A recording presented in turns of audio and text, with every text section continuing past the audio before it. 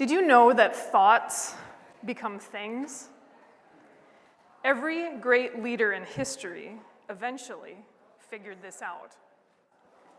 Every great leader in history knew that what used to work just will not work anymore. And every great leader in history knew that having really big thoughts and making them really big things before their peers would make history remember them. In the last couple of months in the United States, we've been hearing an awful lot about making America great. And what I'm going to take you through today is what history tells us about how dictators and other leaders made their countries great. I am talking to you about this today not because I'm a poli-sci person or a history person. I'm not at all.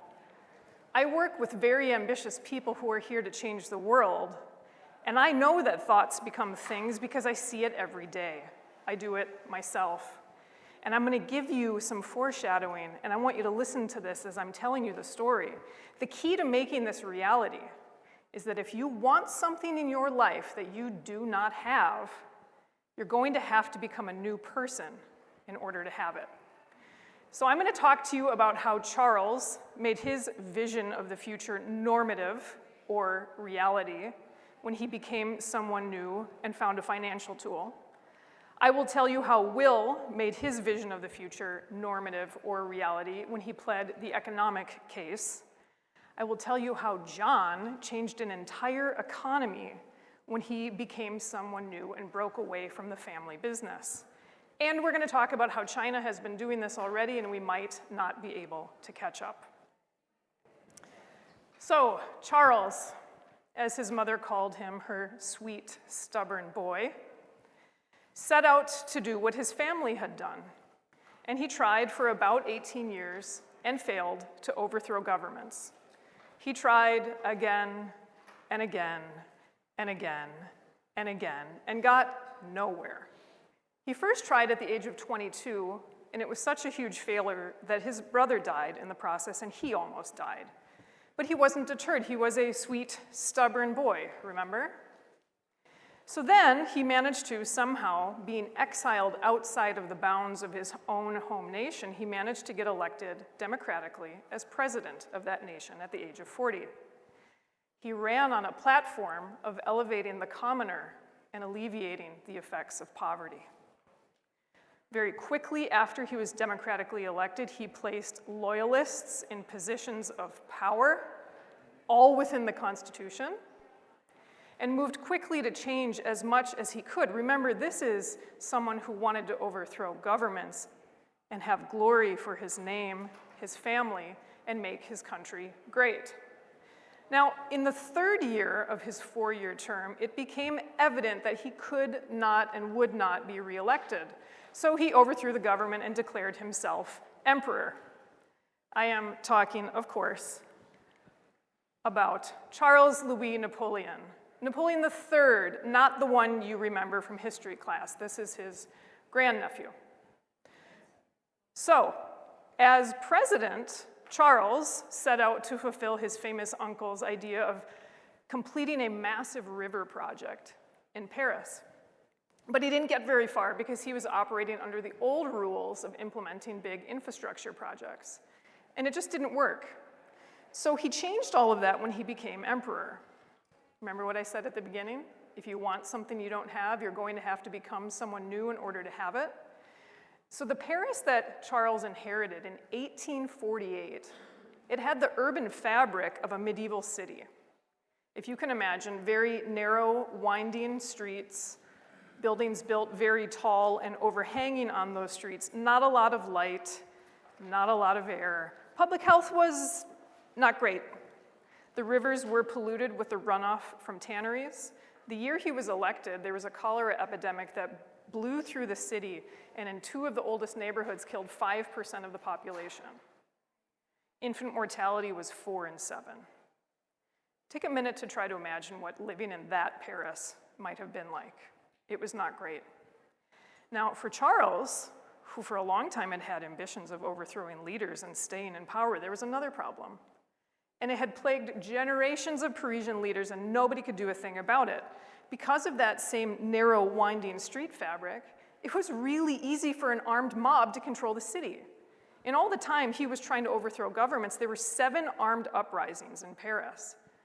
Now, he knew that that would be a threat to his ability to rule the country. So as emperor, he didn't follow the old rules of implementing urban projects. He changed the rules of finance. He put one follower and gave him more power than anyone had ever had in a position to demolish huge chunks of Paris. He was ruthless and undiscerning. If you lived in the path of the boulevards that we know today that are wide, you were done. The dictatorial reality was absolute. So, Charles, with this loyalist, moved faster in a completely unprecedented way that absolutely nobody could believe, and they completely reshaped the urban fabric of Paris to be the city that we know it today. Now, you could absolutely say that he did this because he didn't want to be overthrown, he didn't want the mob to take his place, he craved doing things that others could not do, he wanted to bring glory to his name, and modernize the city to look like the cities he had grown up in exile. But the reality for the Parisians that didn't used to live under the boulevards, the city got a lot better. Those wide boulevards allowed a lot more light and air into the city. It became easier to navigate from neighborhood to neighborhood. You could walk farther away from home and not get lost. He cleaned up the rivers. He built parks, hospitals, installed gas lighting, and he installed sanitation because previously the only sanitation system was the rain. The reality for Parisians is that life got a lot better. Now, is anybody in the room born a Napoleon? Do we have one? No? I was hoping. I'm not either. I want you to know that you don't have to have been born into this family or become an emperor in order to have a vision of the reality or a vision of the future and make it normative or a reality. We all have the ability to do this. And the key is that if you want something you don't have, you're going to have to become a new person, like Charles decided to not be a president and to be an emperor in order to make his vision normative. Let's look at another one. When Charles was just 3, Will passed away after a very long career. Will was really likable. He was probably a really fun friend to have in college. He's like a party guy. And he was elected to be a politician at the youngest age allowed by law, where he lived at 21. And Will very quickly started pleading the moral case. He pled the moral case for people to stop doing the wrong thing. Is anybody working on a climate solution and you feel like you're pleading the moral case for people to stop doing the wrong thing? Well, Will, like Charles, was stubborn, and he did this 18 consecutive years in a row with absolutely no progress at all. He did it in the face of death threats from the merchants who would literally pay the price if he succeeded, and he just kept going. Now, if you want something you don't have, what do you have to do? You got to become somebody new. So what did he do on the 19th time? Will went and said, hey, what if we paid people to stop doing the wrong thing? And it worked. I am, of course, talking about William Wilberforce, the abolitionist who ended the slave trade. 18 consecutive years of pleading the moral case to stop doing an abominable thing. It didn't work at all. The UK government, when he pleaded the economic case, took out a loan so massive, they were still paying it back 180 years later. And that was the end of the slave trade. Now, Will and Charles, history has shown us, were exceptional at holding a vision of the future and making it normative eventually. But it took both of them about 2 decades to figure out what we already know in this room, is that we can all do this. And if you want something you don't have, you're going to have to become a new person in order to do it. What did Will do? He had to have a new thought. He had to change his pitch. That new thought led him to make a new choice. He took a new action. He had a new experience because of that. I bet it felt pretty different when it worked on the 19th try. That's how we do it. And we all have the ability to do this. So let's talk about a little bit more modern example. John was born a very, very privileged person. He was born into an establishment banker's family, grew up very wealthy, connected to very, very wealthy people. When it was John's turn to set out in the world, he had a lot of industrial interests. And a lot of people at that time had a lot of industrial interests. And John, he saw something before anybody else did. He saw the key to unlocking the industrial economy. But here's the problem. He was ahead of his time. He knew there was value in what he saw, but the banks wouldn't touch it. Remember, his dad was an establishment banker? The banks thought it was the realm of dream merchants, of people who too often defaulted on their loans and their bonds, and they wouldn't go near it. There was no value in this. But John knew how to have a vision of the future and make it normative, or reality, and he had to become someone new. He had to leave what he had known from the establishment banking environment and find another way to fund this. See, the key that he saw was in intangibles. Is anybody an accountant in here? Please forgive me if you are. I'm not an accountant. I'm going to explain intangibles to you. The intangibles John saw were things like inventory, machinery, warehouses, but the banks wouldn't touch it. It was too volatile. If you do any investing today, investing in inventory is very normal. It's normative. So what John did is he figured out how to get the wealth of London behind him, and he unified the rail network in the United States. We are, of course, talking about John Pierpont Morgan, J.P. Morgan, the human, not the bank. And because he saw this before anybody else did, and he moved on it, he found a way, he became someone new. This man amassed so much wealth that he bailed out the entire US economy, not once, but twice. He knew how to have a vision of the future and make it normative, and he eventually figured out that he'd have to become someone new in order to do this.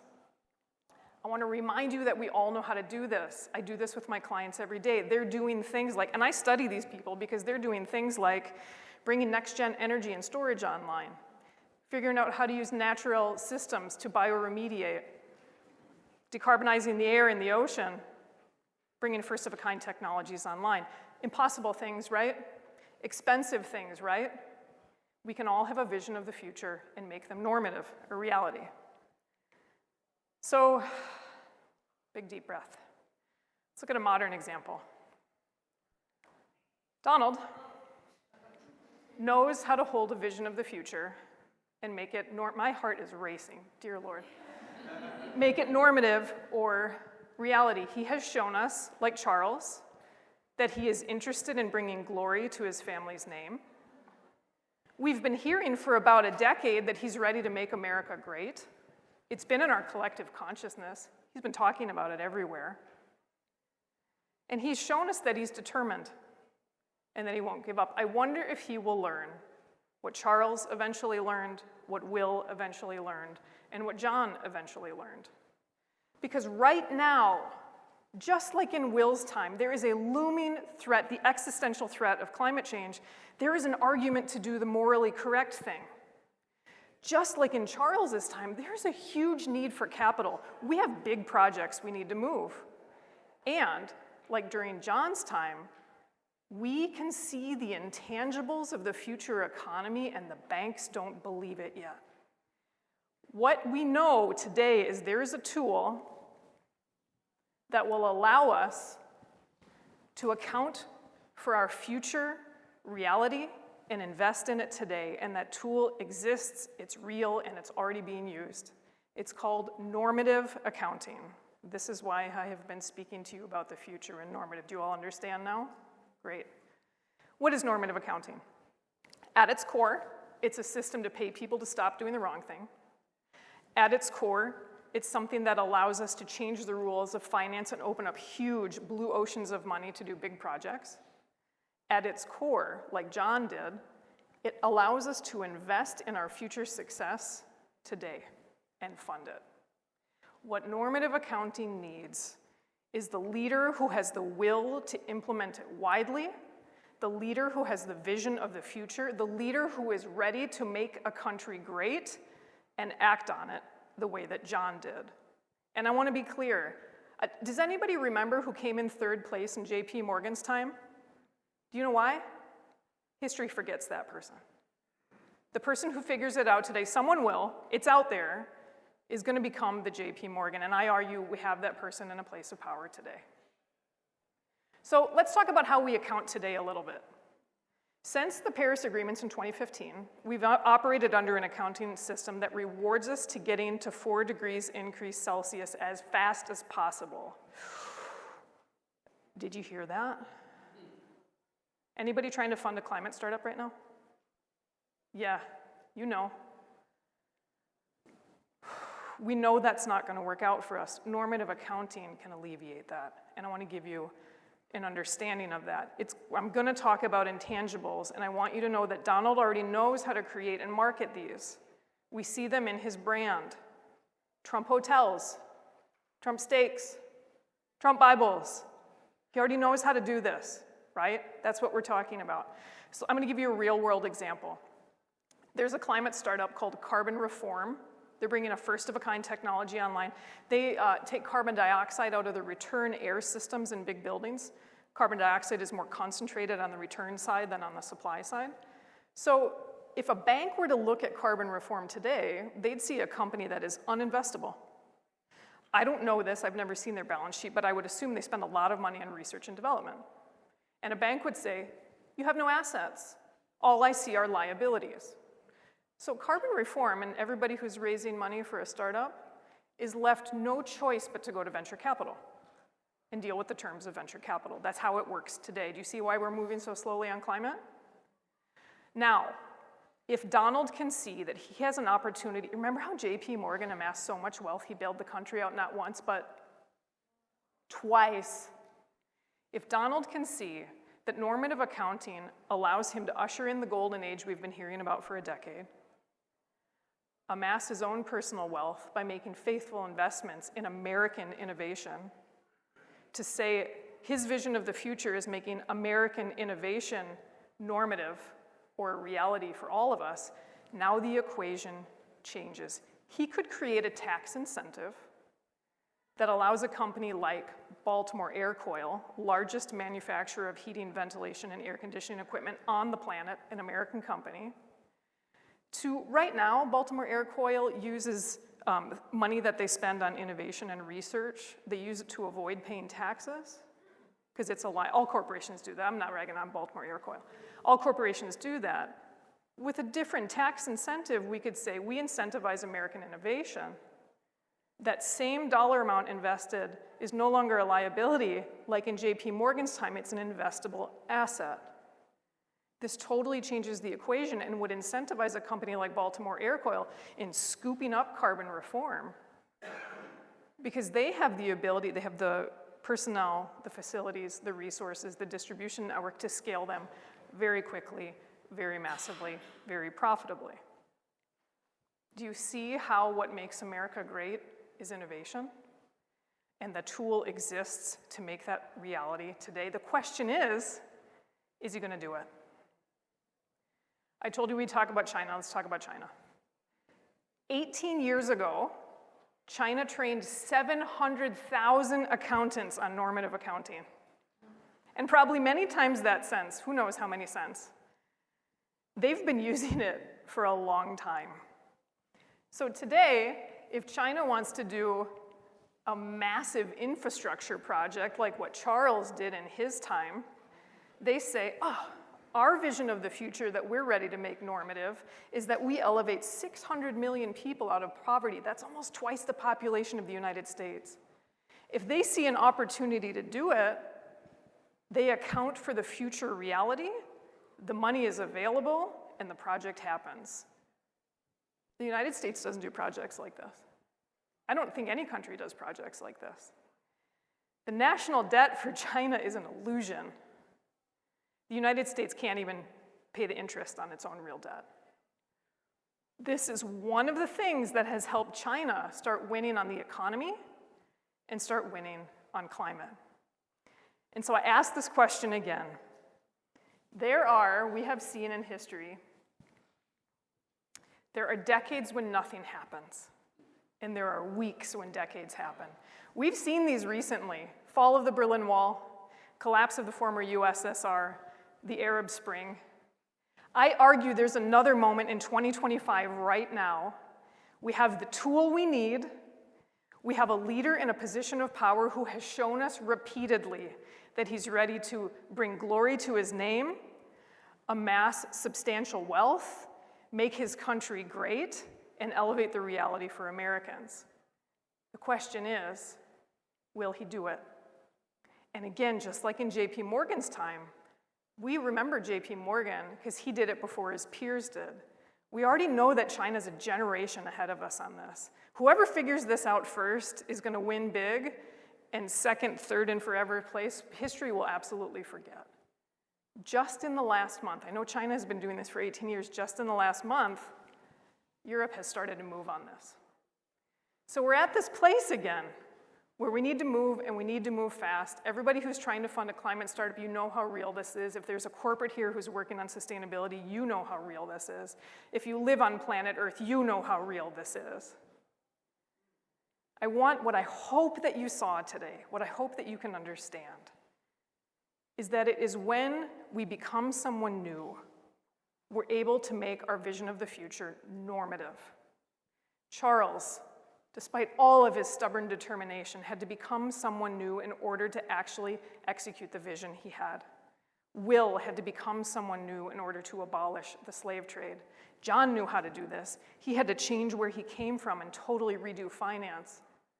Donald knows how to do this. He lost the presidency and got it back. Who does that? China's already been doing this for 20 years. I want you to know we all have the ability to envision a future and make it normative. And the key is, if you want something new, you have to become someone new in order to have it. You have to have new thoughts. You have to make new choices. You have to take new actions. You have to engage in new experiences and have new feelings. And we can all do that. We all have the same biology, neurocircuitry, and neurochemistry that all of these people have. If you're working on something big today, like my clients are, can you pause just for a minute and imagine what it might be like if you changed who you are and that thing that you want so bad became real? What would be different for you? What would be different for your loved ones? What would be different for everyone in this room? What would be different for every citizen of this planet? Because I know that you have solutions that will save us all. If you're ready to get started on this, that's a great place to start. It's free, and it happens in 10 days. Thank you.